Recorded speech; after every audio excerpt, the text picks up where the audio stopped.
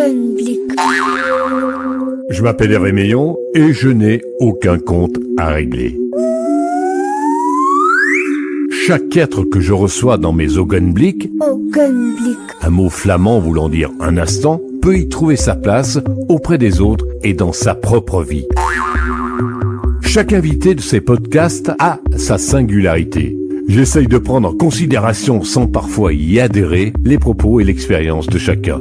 Dans mes podcasts, je suis en fait une oreille qui parle, une bouche qui écoute. Augenblick. Activate. Tahar Ben Jelloun, l'écrivain que l'on connaît, qui parle du Maroc, qui prend des positions. Alors cette société marocaine, tu en parles souvent dans tes livres. C'est le sujet c'est ton principal. sujet de prédilection. Tu parles rarement d'autre chose finalement. Je pense que les Belges n'ont pas besoin de moi pour parler de la Belgique. Les Français non plus. Il y a assez d'écrivains, il y a des milliers d'écrivains. Moi, je reçois des tonnes de livres tous les ans. Donc, je n'ai pas besoin d'un Marocain pour lui expliquer ce qu'est la France. Pourquoi tu n'écris pas en arabe? J'écris pas en arabe parce que je suis pas capable d'écrire bien. Je ne maîtrise pas cette langue au point d'être créateur dans cette langue. C'est tout. Faut être honnête.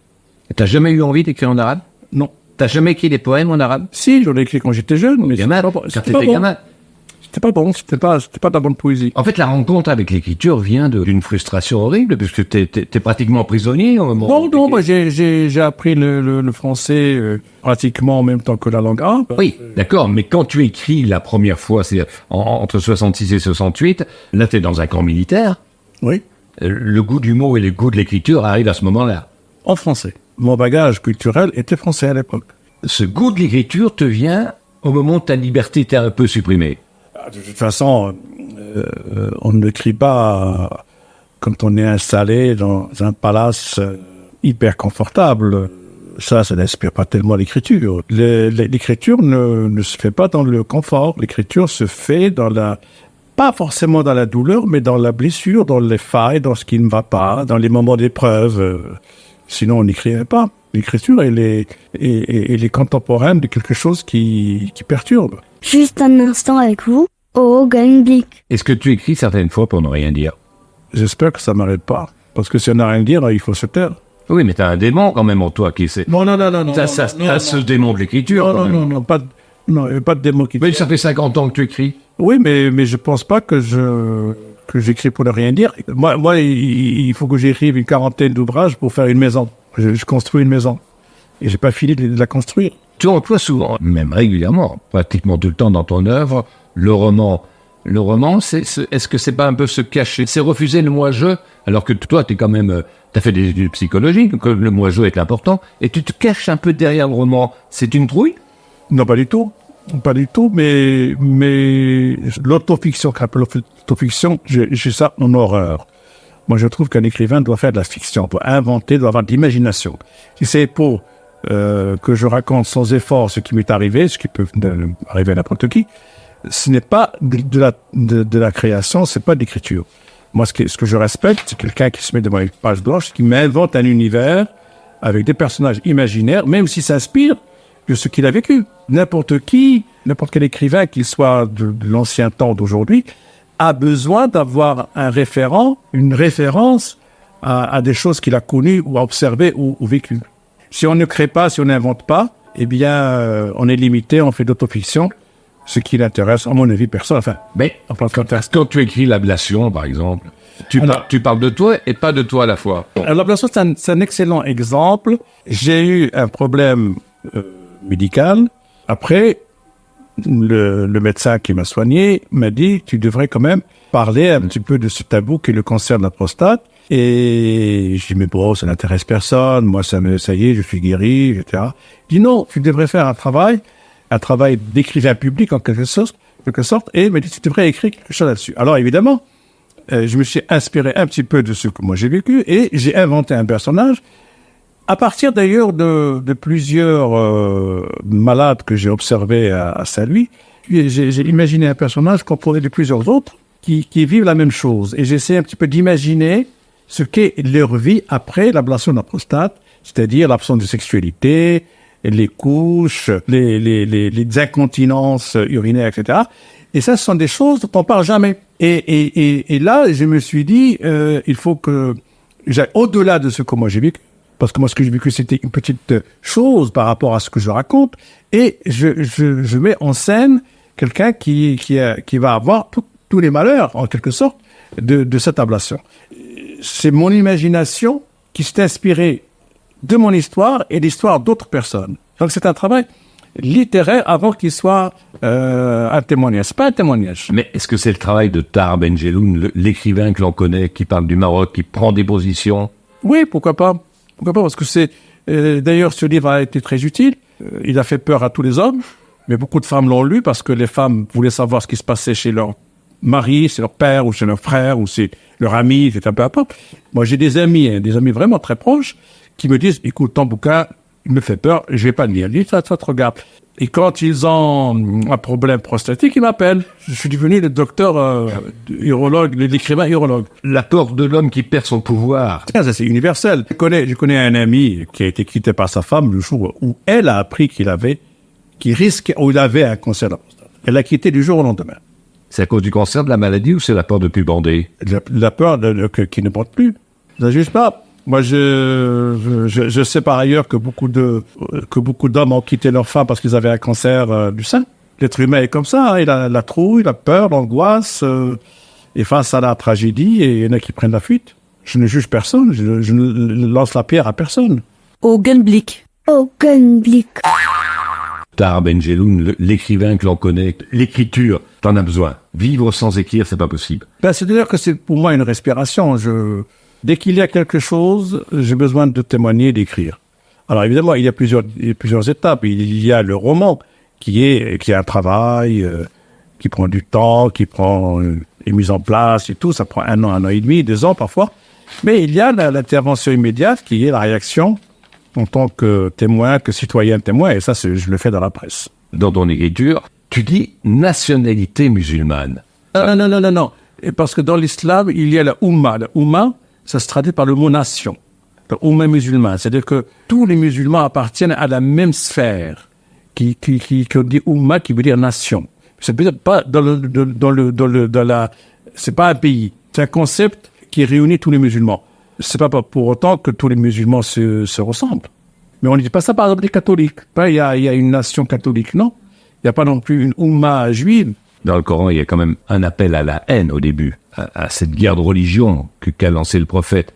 Donc, les djihadistes, ceux de Daesh, ceux qui se revendiquent de ça, ils peuvent dire qu'ils se revendiquent du Coran, puisque c'est écrit tout de même dans le Coran. Lorsque le prophète n'était pas cru, et il avait contre lui plusieurs tribus qui voulaient sa mort, des tribus de gens qui adoraient des icônes en pierre, ou en quoi, qui avaient plusieurs dieux, tout ça. Et lui, il devait se défendre parce qu'il voulait le tuer. À ce moment, il leur faisait la guerre, parce qu'il était obligé de faire la guerre aux gens qui ne croyaient pas et qui voulaient le tuer. Donc, c'était un contexte très précis. Guerre de religion, donc. Non, et c'était pas une guerre de religion, parce que ceux qui voulaient le tuer n'avaient pas de religion. Il avait tout simplement, il disait, tu es un menteur. Et lui, il disait, non, je suis pas un menteur, j'apporte un message de Dieu, qui est un message de fraternité avec des valeurs, etc. Et ils voulaient pas entendre ça. Il y a eu des guerres. Les 3 religions n'ont jamais appelé à la haine, mais ils ont appelé évidemment à défendre la parole de Dieu, à défendre les valeurs de paix et de fraternité. Ils n'ont jamais dit, il faut la guerre à ceux qui sont pas d'accord avec vous. Il dit, la guerre à ceux qui viennent vous agresser dans votre maison et dans votre foyer. Il y a plusieurs interprétations à chaque verset. Et il n'y a qu'un Dieu. Il n'y a qu'un Dieu, encore faut-il y croire. Je considère que on doit même pas parler de religion parce que c'est une affaire tellement privée. C'est comme si vous parlez de votre mariage ou de votre famille. C'est privé. On ne peut pas en parler publiquement. C'est-à-dire garder la religion dans la mosquée, dans la synagogue, dans l'église, et non pas dans la rue pour en faire un strapontin idéologique et politique pour les élections ou pour autre chose. Tahar Ben Jelloun, le monde est dirigé par des grandes puissances ou par des grands puissants. Je pense que maintenant le monde est dirigé par les opportunistes surtout. Bah oui, mais à celui qui a le moins de principes qui passe. Ce sont les méchants qui gagnent, c'est pas les gentils. Tu as peur, Tahar? Comme tout le monde, bien sûr, parce que le monde n'est pas bien dirigé. C'est pas parce qu'on est démocratique qu'on a tout résolu. Encore faut-il la culture démocratique, la culture des valeurs. Je suis de Tanger. Et Tanger, la plupart des immigrés marocains vont en Belgique et en Hollande. Et en Allemagne un peu. Mais c'est une communauté importante. Ils vivent. Et je ne comprends pas que lorsque quelqu'un vous accueille chez lui, bien sûr, il vous accueille parce que vous travaillez. Il vous donne des droits. Il vous donne, bien sûr, un certain nombre de choses pour vivre confortablement. Quel est l'intérêt d'aller briser cette paix? Quel est l'intérêt d'aller cracher sur celui qui vous a accueilli? Tu es un personnage public français, on est d'accord, d'origine maghrébine, de confession musulmane. De culture musulmane. Pour toi, ce sont deux choses différentes. Parce que je suis culturellement musulman, c'est-à-dire que je baigne dans les valeurs de l'islam. Est-ce que tu sens que tu as un rôle à jouer, tu as une voix à porter dans cette société qui est de plus en plus divisée? Vous savez, il faut se méfier des gens qui s'érigent comme porte-parole. Non. Toi, tu diriges un peu comme porte-parole. Pas du tout. Non, je suis un homme seul. Je suis pas un gourou. Non, je suis pas du tout j'évite ce genre de choses. Tu te sers beaucoup quand même des médias sociaux. Hein, je sers des médias parce que j'ai toujours travaillé dans les médias depuis tout jeune. Et j'ai commencé par écrire dans le journal local de Tanger quand j'avais 15 ans. Et j'ai continué, j'ai eu la chance de travailler dans Le Monde pendant quelques années. Et puis après, j'ai écrit dans beaucoup d'autres journaux internationaux. Ça, c'est l'aspect, comment dire, de l'écrivain et du citoyen. Il y a l'écrivain d'un côté et le citoyen qui doit réagir. Donc, tout doit passer par l'éducation, à ton avis. Ah, moi, c'est essentiel. D'ailleurs, la première chose qu'on dit quand ça va mal, on dit, c'est des gens qui ne sont pas éduqués. Éduquer et cultiver et éduquer, ça va ensemble. Donc pour toi, l'éducation est le seul moyen de sortir du terrorisme? Écoutez, moi j'ai fait il y a 25 ans, j'ai fait une grande enquête sur la mafia en Italie. Pendant 4 mois, j'étais en Sicile. Et quand j'ai terminé, j'ai vu à l'époque un grand homme politique et il m'a dit, alors, qu'est-ce que vous nous conseillez? J'ai dit, j'ai tourné le sujet dans tous les sens, il n'y a qu'une seule parade. Évidemment, il y a la police, il y a la justice, il y a le droit, etc. Mais la démocratie, comme on sait, profite toujours aux voyous. Il dit la seule chose, c'est l'éducation. Il faut apprendre dès l'école primaire la haine de la mafia. Il faut expliquer que la mafia, c'est la destruction des valeurs humaines. Tu peux pas pardonner à l'homme ce qu'il fait.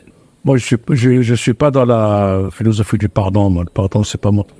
Et dans la philosophie de la revanche? La revanche, il faut rester vigilant, de toute façon. Est-ce que la religion n'est pas justement le moyen de recadrer le bien et le mal? La religion a toujours tenté d'instaurer le bien contre le mal. Mais ça marche pas toujours. T'aimerais passer à la postérité tard? Postérité, c'est parce que c'est moi. c'est un bateau. Mais t'aimerais qu'il y ait une rue qui porte ton nom? Il y a déjà une en Normandie, oui. Oui, petite rue, oui. Une impasse? Non, pas du tout. C'est une rue dans une espèce de carrefour comme ça. Cul-de-sac? Non, ça tourne en haut. Aucun blic.